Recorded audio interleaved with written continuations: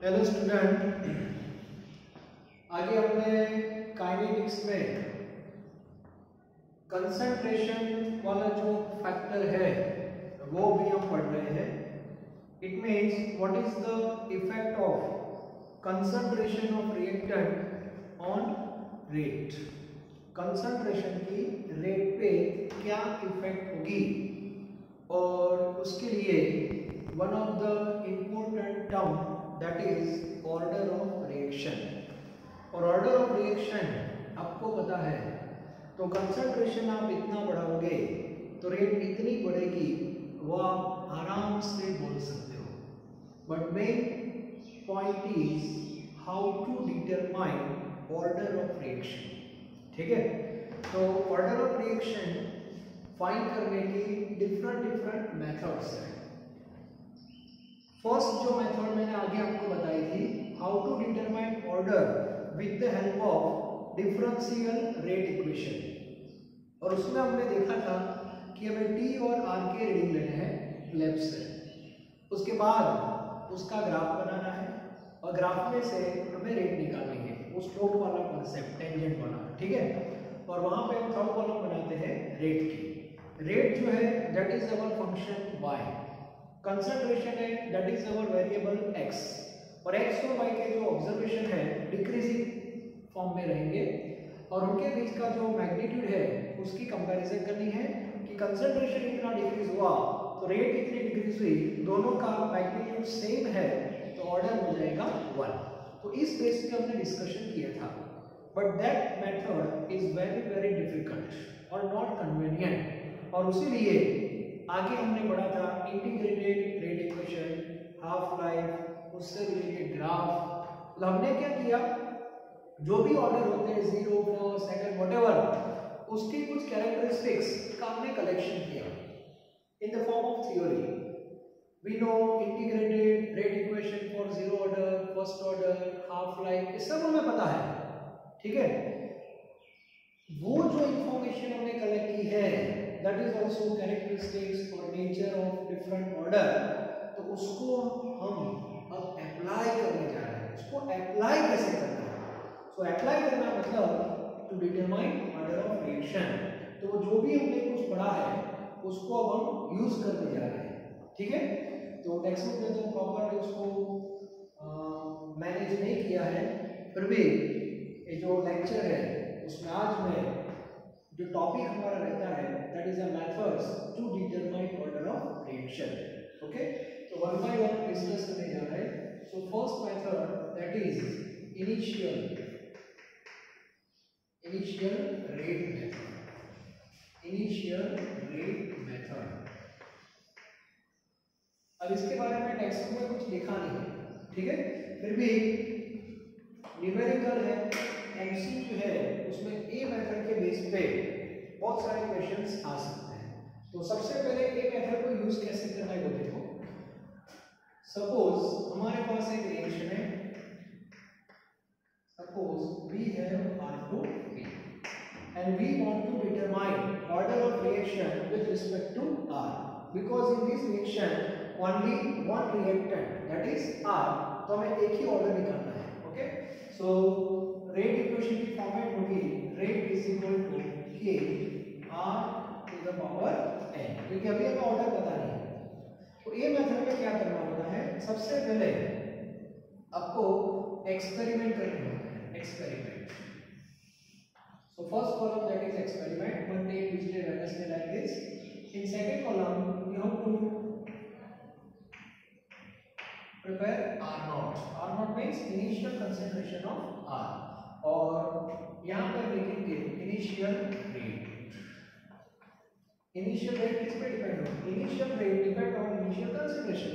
Okay, initial rate का mean होता है माइनस dr by dt और dt by dt, ये तो हमें पता ही है।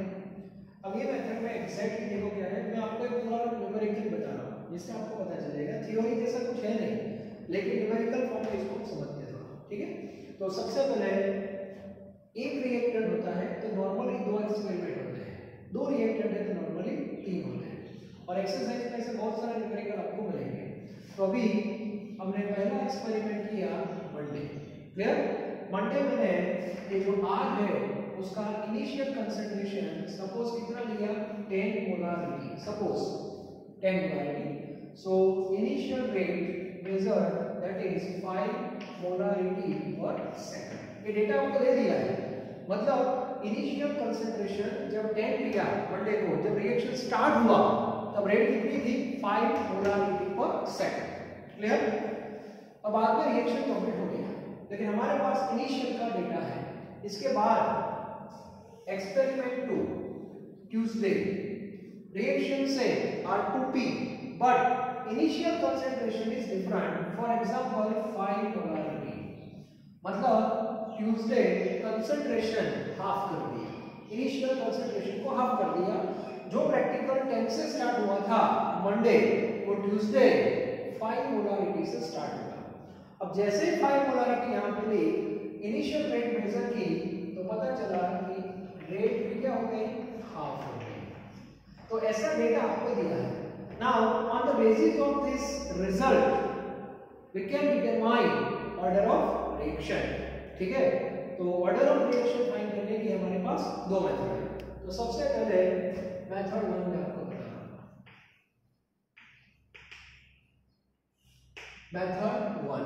मेथड 1 में क्या करना है, तो ये जो डेटा है वो डेटा यहां से उठा के डायरेक्ट रेट इक्वेशन में डाल दो, मंडे और ट्यूसडे दोनों का, क्लियर। चलो मंडे मुझे बताओ, मंडे रेट कितनी, initial rate 5, so 5 is equal to K, okay, ये हमें पता नहीं है। R means initial concentration, initial rate आपने यहाँ पे लिखा है, तो यहाँ पे कंसंट्रेशन भी इनिशियली आएगा 10, तो यहाँ पे, और ऑर्डर तो हमें पता नहीं है, okay, this is equation number 1, clear. Now Tuesday, what about rate 2.5, तो यहाँ पे 2.5 is equal to K, concentration 5 to the power n, equation number 2, clear। now take ratio, अभी दोनों का रेशियो लेना है, तो रेशियो लेने क्या होगा, k कट हो जाएगा, clear. now 5 upon 2.5 that is 2 is equal to, okay, 10 by 5 is what, 2 raised to n, so what is the value of n, so compare LHS is equal to RHS, so 2 raised to 1, therefore n is equal to 1, so this is the first method। so exam में जब numerical आएंगे तो ये method से हम solve करेंगे, ठीक है। 2 रिएक्टेंट है, 3 रिएक्टेंट हो सकते हैं, वो पढ़ेंगे न्यूमेरिकल में, लेकिन ये मेथड भी आपको पता होना चाहिए। जो ऑब्जर्वेशन है उसको 1 by 1 ये रेट इक्वेशन में रखना है और उसको रेशियो के फॉर्म में कन्वर्ट करना है, जिससे रेट कांस्टेंट अपने आप कट हो जाएगा और जो टर्म है उसका ऑर्डर ही रहेगा। So by this we can determine order. Now method 2,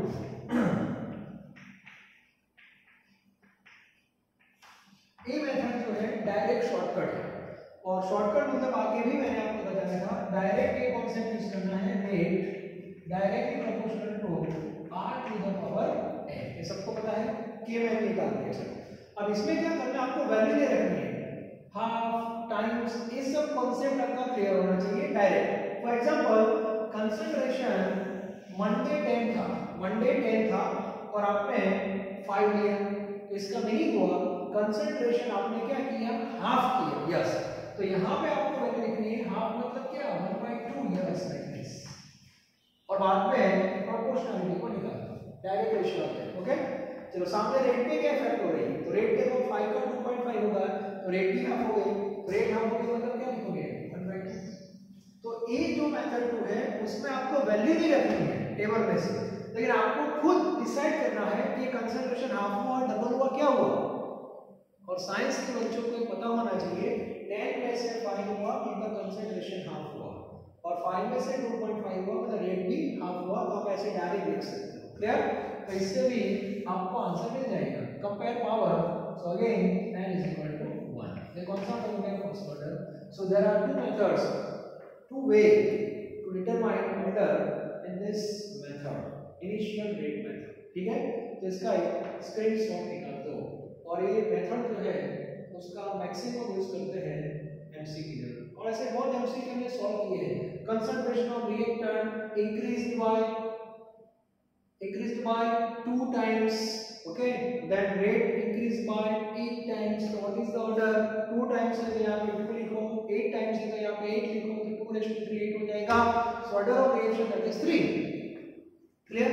Sometimes concentration increased by 8 times, तो यहाँ पे 8 आएगा, 8 raised to 8.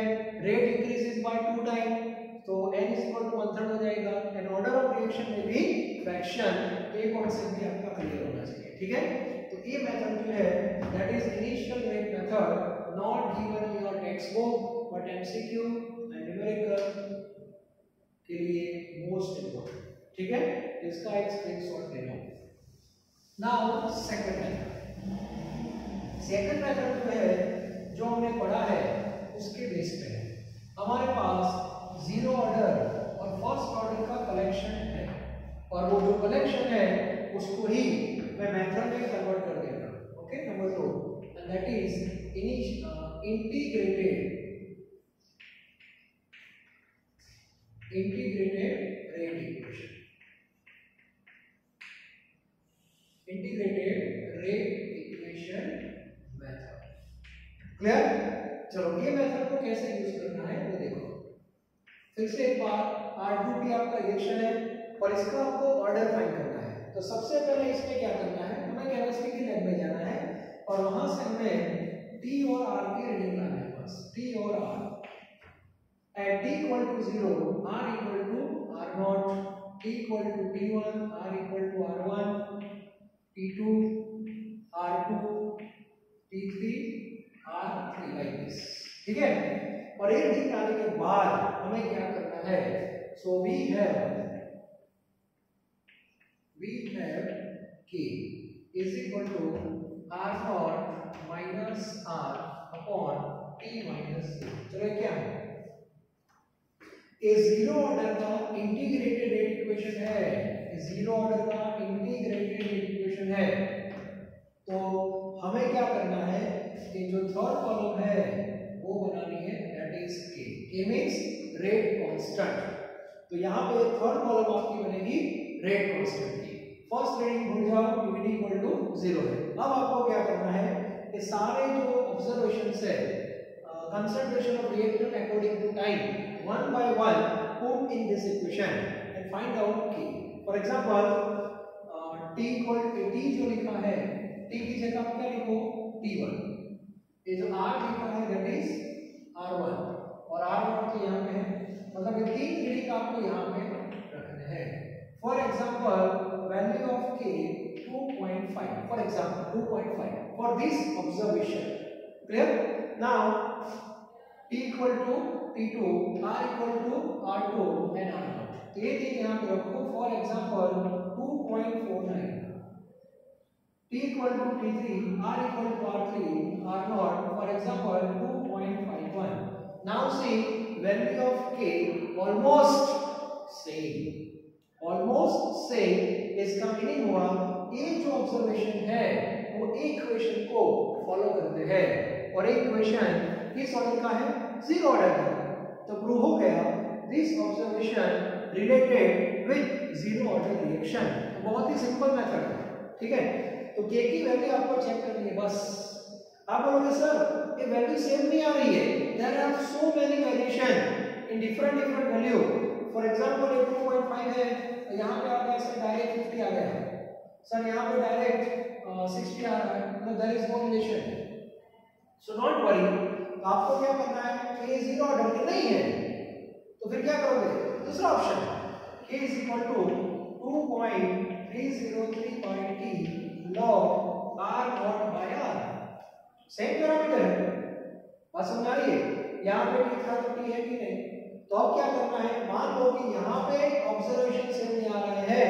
So again try this observation into this equation. और एक इक्वेशन किसका है, n equal to 1, that is first order.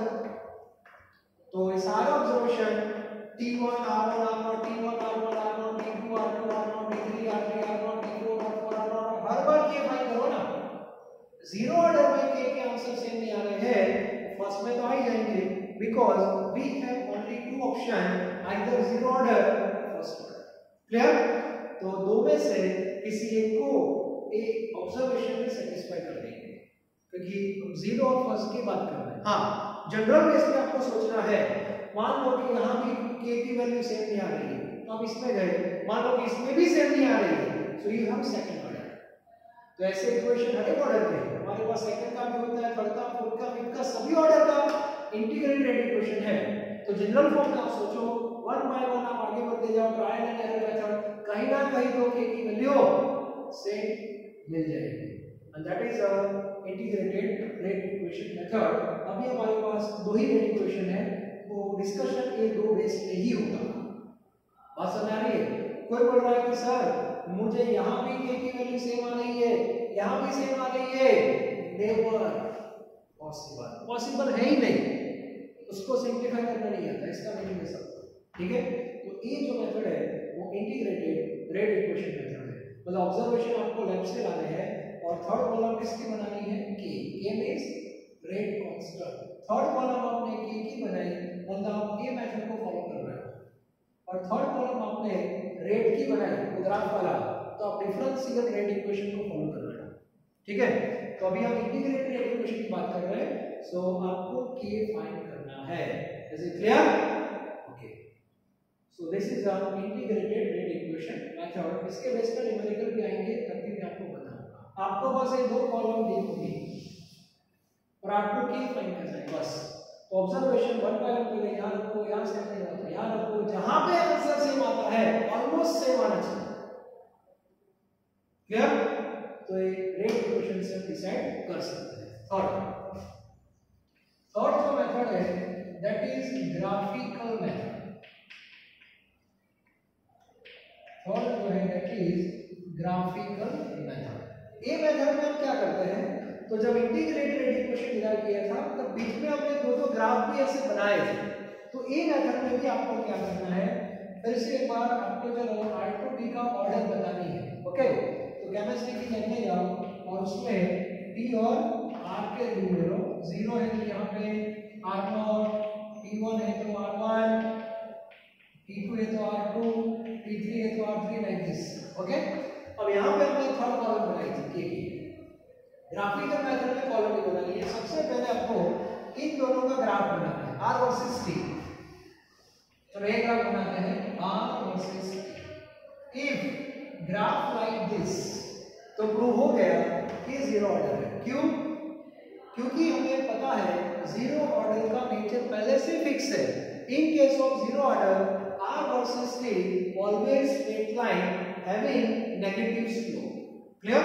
तो यहाँ पे भी हमने चेक किया कि R वर्सेस T का जो ग्राफ है वो स्ट्रेट लाइन आता है कि नहीं आ रहा है, तो कंफर्म हो गया कि यस आ रहा है, तो इसका मीनिंग हुआ कि zero order finish. Clear?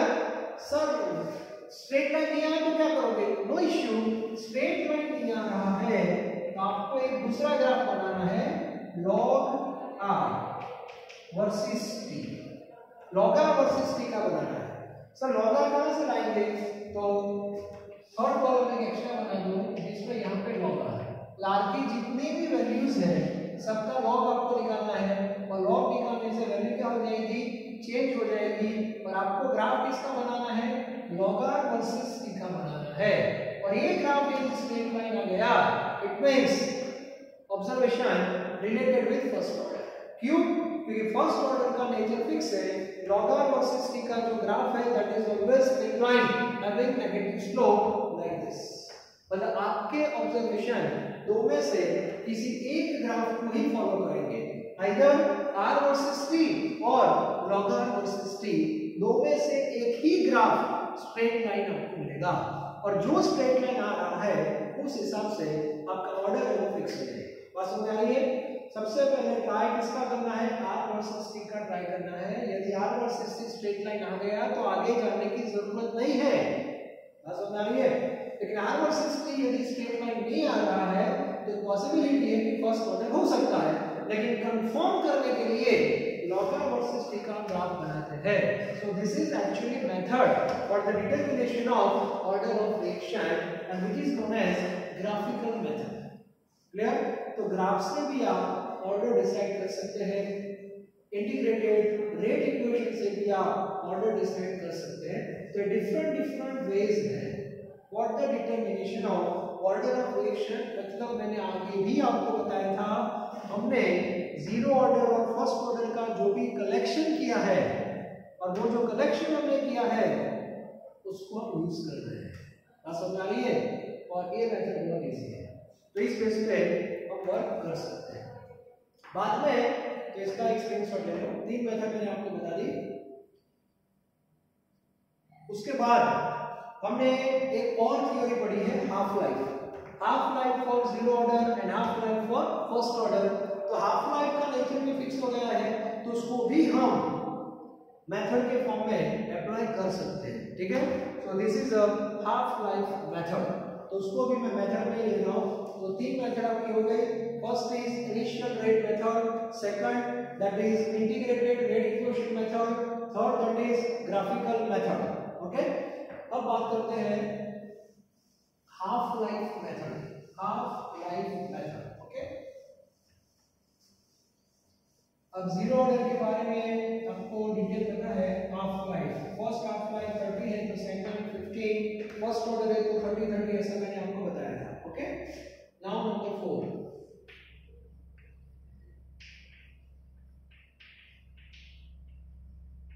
Half life method.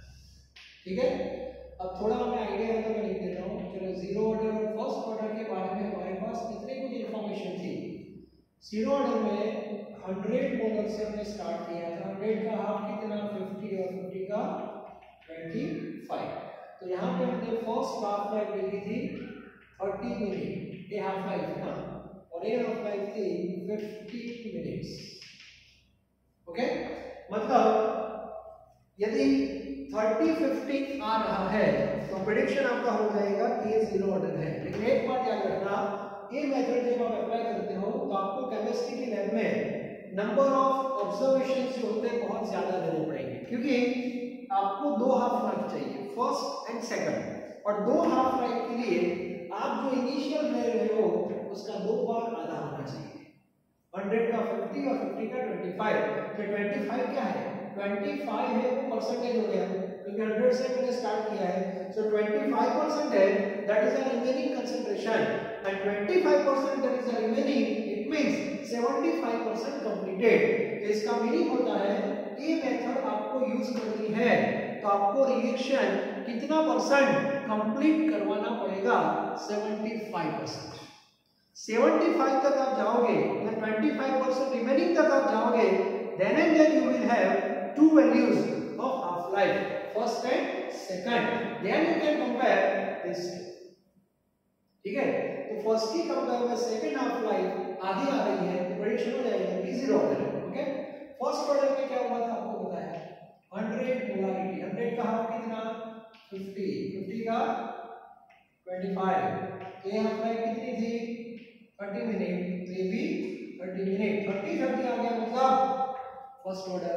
तो पहला तो फिक्स हो जाएगा time direct 30, second half life find करने के लिए टोटल में से फर्स्ट हाफ लाइफ को माइनस करना पड़ेगा। क्लियर, ये 30। अब आपके पास सेकंड ऑर्डर की इंफॉर्मेशन नहीं है, आपके पास थर्ड ऑर्डर की इंफॉर्मेशन नहीं है, आपके पास फोर्थ की भी नहीं है, तो मैं आपको बता रहा हूं ये अंदर की बात है। ओके, तो सेकंड ऑर्डर में एग्जैक्टली देखो ऐसा होता है, 100 मोलारिटी, 50, 25, 100, 50, 25, 100, 50 और 25, एक कंसंट्रेशन। ओके, तो हाफ लाइफ। सेकंड ऑर्डर में जब ये 30 है तो ये कितना होता है, 60 होता है। So this is totally opposite to zero order. Zero order में 30 का 15 हुआ, मतलब हाफ हुआ, और यहाँ पे 60 हो गया। यहाँ पे फर्स्ट हाफ लाइफ 30 है तो यहाँ पे 120 मिनट होती है, यहाँ पे 30 हो रही है तो यहाँ पे 240 हो रहा है। दिमाग लगाओ, रीडिंग कैसे जा रहा है। पहला तो मैंने 30 दिखाई कि नहीं, अब सेकंड में देखो मैंने मल्टीप्लिकेशन किया है, 50 2 जा 30, यस, 30 2 जा 60, 60 2 जा 120, 120 2 जा 240, 240 टू जा 480, बस ऐसे बढ़ता है। ठीक है, so this is the characteristics of half life in different order. तो जीरो ऑर्डर के बारे में मैंने आपको बताया था, ये तो हमने पढ़ लिया है। Half life directly proportional to R से, कंसंट्रेशन हाफ होता रहेगा तो पैरेलल जो टाइम है वो भी हाफ होना है, it means directly proportional. First order में मैंने आपको बताया था कि हाफ लाइफ है does not depend on concentration, concentration आधा हो रहा है, हाफ लाइफ रिमेंस कांस्टेंट। और फर्स्ट ऑर्डर में आपको पता है हाफ लाइफ की फार्मूला में कंसंट्रेशन वाला टर्म है ही नहीं, 0.693 अपॉन के। सेकंड ऑर्डर में फार्मूला हमारे पास नहीं है, लेकिन रीडिंग से पता चल जाएगा कि half life that is inversely proportional to R naught, it means concentration half हो रहा है, हाफ लाइफ डबल हो रही है, and that is inversely proportional. तो ये रिलेशन आएगा। थर्ड ऑर्डर में क्या होगा, तो थर्ड ऑर्डर में half life that is 1 upon inversely proportional तो है लेकिन स्क्वायर होगा। यहां पे क्या होगा, half life 1 upon R naught cube होगा। तो nth ऑर्डर के लिए रिलेशन क्या होगा, nth ऑर्डर के लिए रिलेशन क्या होगा, nth ऑर्डर आगे मैंने जे डबल टी में आपको बताया था, nth ऑर्डर में आपको याद रखना है 1 upon R naught n minus 1। मान लो कि यहाँ पर फिफ्थ ऑर्डर है, fifth n equal to 5, so put 5 here, 5 minus 1 तो 1 अपॉन आर नॉट का पावर 4 हो जाएगा, मतलब ऑर्डर जो है उससे एक कम। यहाँ पे फोर्थ ऑर्डर है तो 4 माइनस 1 3, थर्ड है तो 2, 2 है तो 1, 1 है तो 0, 0 है तो माइनस 1, ऐसा ही होगा। ठीक है, तो जीरो ऑर्डर है तो यहाँ पे आप माइनस 1, इसको दो फॉर्म में लिख सकते हैं, आप उसको ऊपर की तरफ ले जा सकते हो, उल्टा हो जाएगा। ये भी क्लियर होना चाहिए। सो this is the relation between half life and initial concentration, ये आपको पता होना चाहिए। चलो, अब ये जो कॉन्सेप्ट है उसको हम मेथड के फॉर्म में ले जा रहे हैं, इसको ऑर्डर निकालने के लिए कैसे यूज करेंगे, ये तो मैंने आपको ऑलरेडी पहले से बता दिया कि इसमें ऐसा होता है, इसमें ऐसा, डायरेक्ट बता दिया। ठीक है, अब मान लो कि आपको पता नहीं है कि किस ऑर्डर का है, तो आपको क्या करना है, बस 100 से आप रिएक्शन स्टार्ट कर रहे हो, आपको 25 तक आ जाना है। क्लियर, अब आपके पास दो हाफ लाइफ होगी, T1/2 जो है that is first half life, okay, और दूसरी आपको लेनी है T', this is second half life. मतलब ये मेथड में आपको दो हाफ लाइफ मेजर करनी है, फर्स्ट एंड सेकंड। फर्स्ट मतलब इनिशियल का हाफ, मान लो कि आपका इनिशियल, आप बोलो सर मैंने इनिशियल 8 लिया तो 8 का हाफ क्या होगा 4 और 4 का 2, यस इतना ही करना है, मतलब 50% ही हुआ, 50% रिमेनिंग, 50% कंप्लीटेड, ये 25% रिमेनिंग है, 75% कंप्लीटेड। आपने जो इनिशियल लिया उसका 2 बार आधा कर दो बस, और दो हाफ लाइफ आपको मिल जाएगी। तो ए टाइम पहले मेजर करो, यहाँ पे टाइम होगा कि नहीं, तो आपका फर्स्ट हाफ लाइफ होगा। फिर ये कैसे फाइंड करोगे, तो टोटल में से इतना क्या कर दो माइनस कर दो, यस, तो वो आपकी सेकंड हाफ लाइफ है। और फर्स्ट और सेकंड का मैं रिलेशन बता रहा हूँ, रिलेशन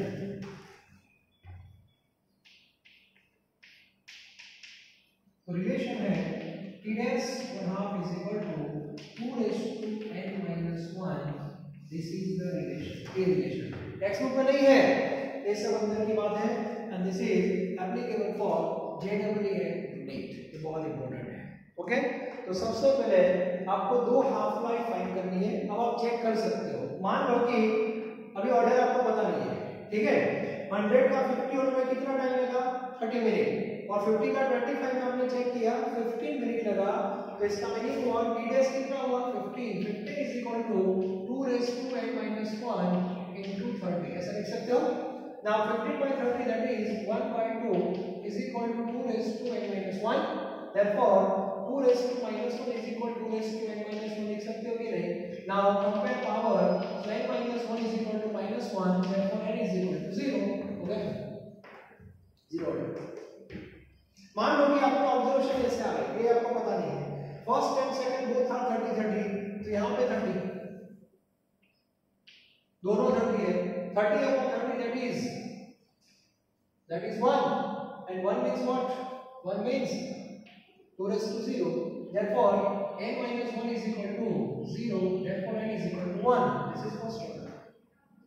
मान लो कि आपको सेकंड पता नहीं है, चलो फर्स्ट आपका 30 है और सेकंड आपका 60 है, तो यहाँ पे आएगा 60, तो 60 by 30 that is 2. 2 means 2 raised to 1, so n minus 1 is equal to 1, and this is 2. Second order. So by this way you can find out order of reaction. So most important formula is this: t dash 1 by 2 is equal to 2 raised to n minus 1 t 1 by 2. तो ये method में आपको first half life और second आपको find करनी है, दोनों value में फॉर्मूला में रख दो, आपको n मिल जाएगा। Clear? So this is a half life method, तो ये भी इंपॉर्टेंट है।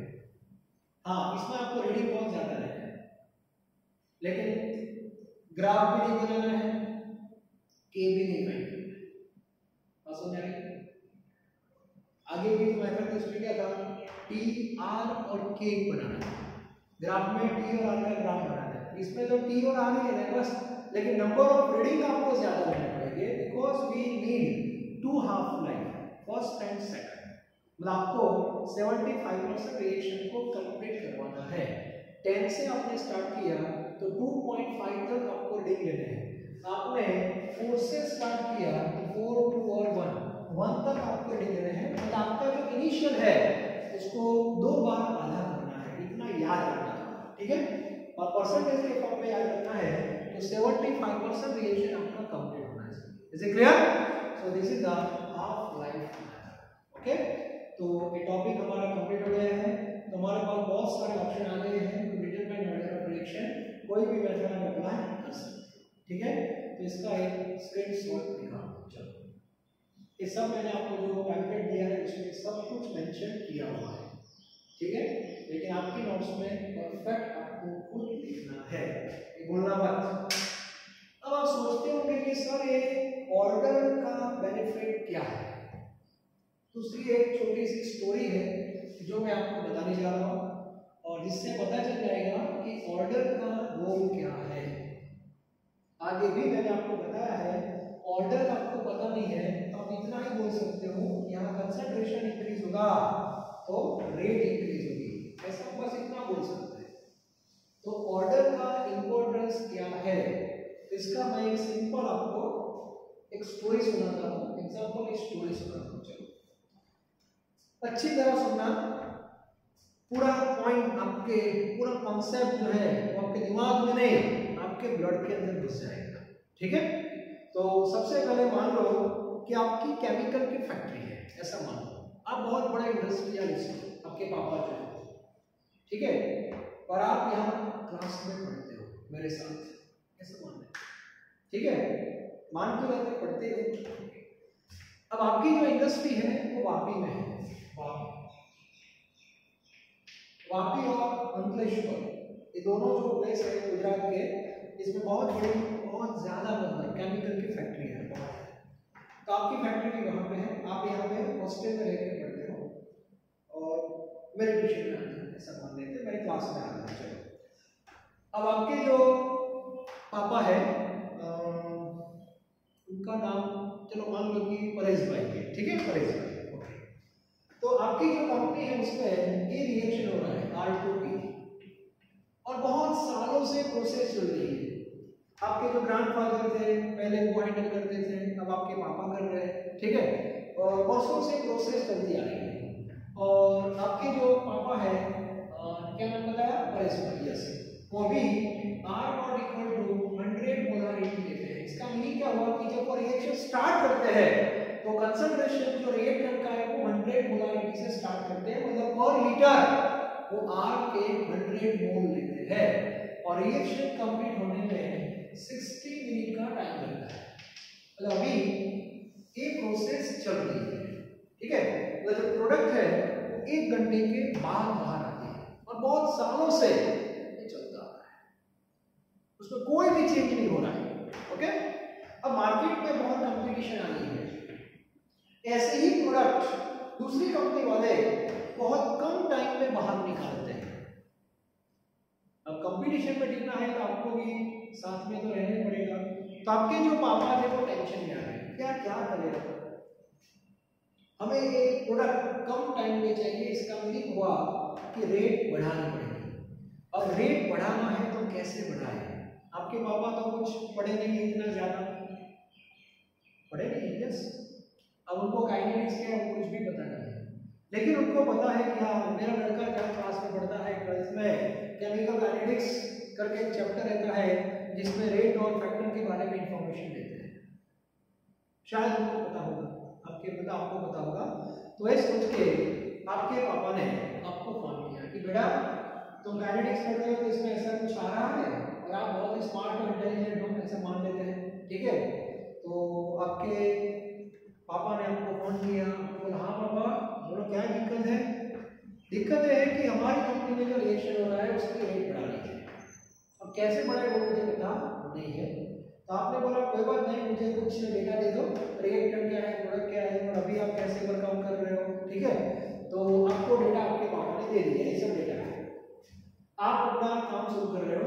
अब आपको काइनेटिक्स का पूरा नॉलेज है, आपको पता है कि हर एक रिएक्शन का रेट इक्वेशन होता है, जैसे rate is equal to K R to the power n। अभी आपको ऑर्डर बतानी है, यस। तो आप क्या लिखोगे?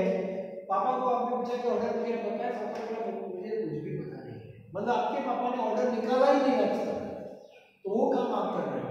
और आपके पास बहुत सारे मेथड्स हैं, तो आपने पायलट प्लांट सेटअप किया, मतलब छोटे लेबोरेटरी में गए और कुछ रीडिंग आपने ली, मान लो कि हाफ लाइफ मैथड यूज कर दी और उस बेस पे आपको ऑर्डर मिल गया और पता चला कि इसका ऑर्डर क्या है, 2 है।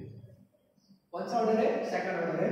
तो इसका मीनिंग हुआ rate is equal to K are square हुआ।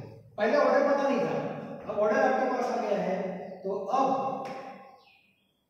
आपने पापा को फोन किया कि पापा एक काम करो, आज से कंसंट्रेशन में चेंज करो, ये जो आप 100 मोलारिटी यूज कर रहे हो इसकी जगह आप 200 मोलारिटी यूज करो, मतलब रिएक्टेंट की क्वांटिटी क्या कर दो, डबल कर दो और लीटर, यस। और आपके पापा ने ऐसा किया, 100 मोलारिटी का 200 कर दिया, मतलब कंसंट्रेशन डबल किया। तो फॉर्मूला अच्छी तरह देखो, कंसंट्रेशन डबल मतलब यहाँ पे 2 लिखना है, क्लियर। तो 2 का स्क्वायर क्या होगा, 4। तो ये जो रेट है, rate that will increased by 4 times. तो रेट कितना टाइम्स इंक्रीज हो गई, 4 times. Therefore time reduced by 1/4। तो टाइम जो है वो इतना कम हो जाएगा। तो जो प्रोसेस 60 मिनट में कंप्लीट हो गई थी, नाउ 16/4 15 मिनट्स फिनिश, मतलब वो प्रोडक्ट अब 15 मिनट में बाहर आ गई। पहले 60 मिनट में प्रोडक्ट बाहर आ रही थी।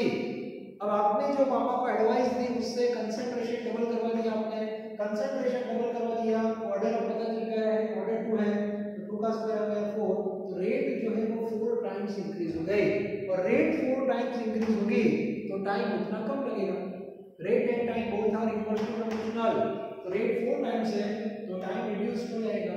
तो जो रिएक्शन 1 घंटे में कंप्लीट हो रहा था वो 15 मिनट में कंप्लीट हो गया, और आपके पापा के आंखों में से आंसू आने लगे, खुशी की, ठीक है। तो परेश भाई की जो फैक्ट्री थी वापी में, वहां तो सब लोग एक्साइटेड हो गए, खुश हो गए, दिवाली के पटाखे फोड़ने लगे, सब लोग खुश हो गए जीआईडीसी में। तो बगल में महेश भाई की फैक्ट्री थी, महेश भाई बोले सब क्या हो रहा है, किसी ने बताया कि यार परेश भाई की फैक्ट्री में ऐसा हो रहा है। क्यों, क्या हुआ? पहले जो प्रोडक्ट 1 घंटे में बाहर आती थी अब 15 मिनट में बाहर आ रही है। महेश भाई भी टेंशन में आ गए, क्या बात कर रहे हो, तो हम भी कुछ ऐसा करते हैं। तो महेश भाई जो थे बगल में, उनकी भी केमिकल की फैक्ट्री थी, तो वो फैक्ट्री में जो रिएक्शन हो रहा था वो A2B हो रहा था, दूसरा रिएक्शन भी था, R2B नहीं था, वहां पे था A2B, यस। तो महेश भाई ने भी कॉपी की, चलो हम भी कंसंट्रेशन डबल करते हैं। तो महेश भाई ने कंसंट्रेशन डबल किया A का, ठीक है। There is no change in time, time कितना हुआ, 60 मिनट ही हुआ, महेश भाई तो टेंशन में जाके ऐसा क्यों हो रहा है? कोई बात नहीं, 4 टाइम्स बढ़ाओ, no change in time, 5 times बढ़ाओ, नो चेंज इन टाइम।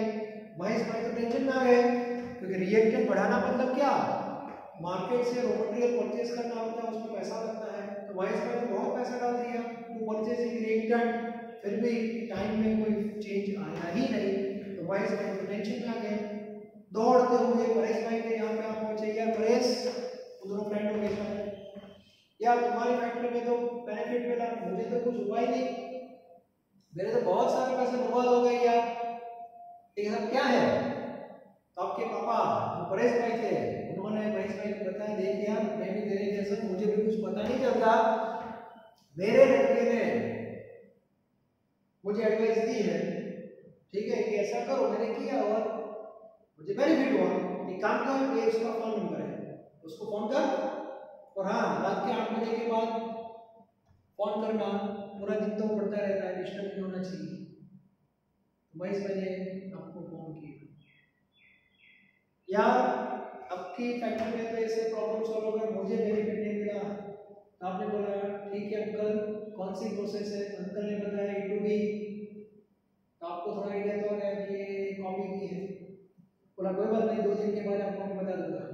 तो आपने A to B को स्टडी किया, और A to B का जब स्टडी किया तो पता चला कि फर्स्ट हाफ लाइफ 30 मिनट है और सेकंड हाफ लाइफ 15 मिनट है।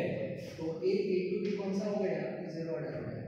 और जीरो ऑर्डर का मीनिंग क्या होता है? Zero order means what? Rate is equal to A, R की जगह A है, पावर 0 हो गया है। इसका मीनिंग हुआ कंसंट्रेशन, आप डबल करो 4 टाइम्स, 5 टाइम्स, 6 टाइम्स, पावर तो 0 है, और पावर 0 मतलब 1, therefore rate is equal to A।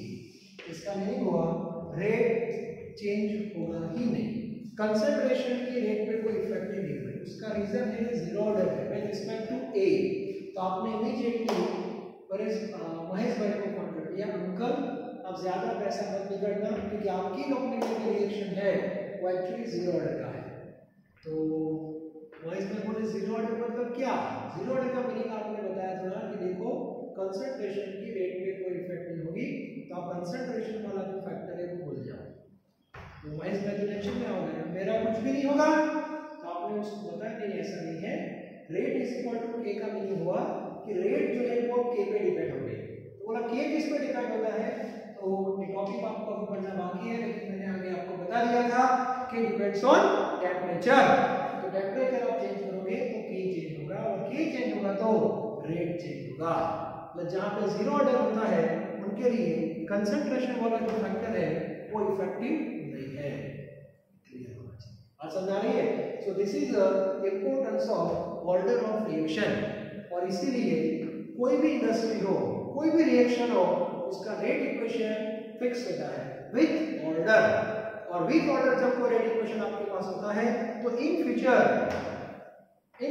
Rate बढ़ानी है तो हमें क्या करना चाहिए, उसकी पूरी डिटेल आपको मिल जाती है। But once you determine order, तो ऑर्डर तो आपको एक बार निकालना ही पड़ेगा इफेक्ट। बात समझ आ गई? तो ये स्टोरी है। तो ऑर्डर ऑफ रिएक्शन का इंपॉर्टेंस क्या है वो आपको पता होना चाहिए। मतलब अभी हम जो ऑर्डर के रिलेटेड जो भी टर्म्स पढ़ रहे हैं वो एक्चुअली कंसंट्रेशन वाला फैक्टर ही है, लेकिन उसके लिए ऑर्डर जानना बहुत जरूरी है। So this is the importance of order of reaction. बात समझ आ गई?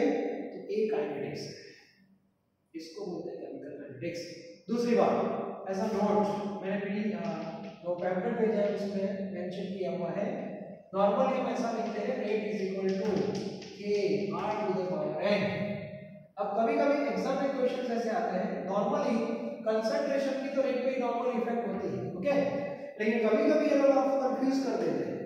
यहाँ पे मान लो कि 2 लिखा है, चलो 2 लिखा मतलब ऑर्डर 2 है, ओके फिक्स।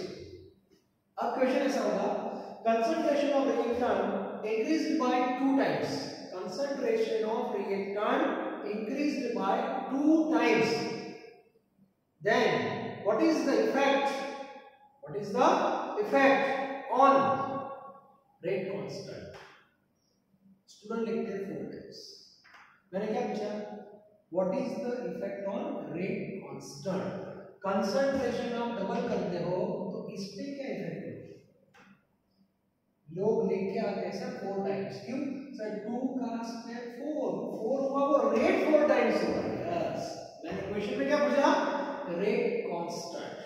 तो पॉइंट याद रखना, rate constant depends on temperature not concentration.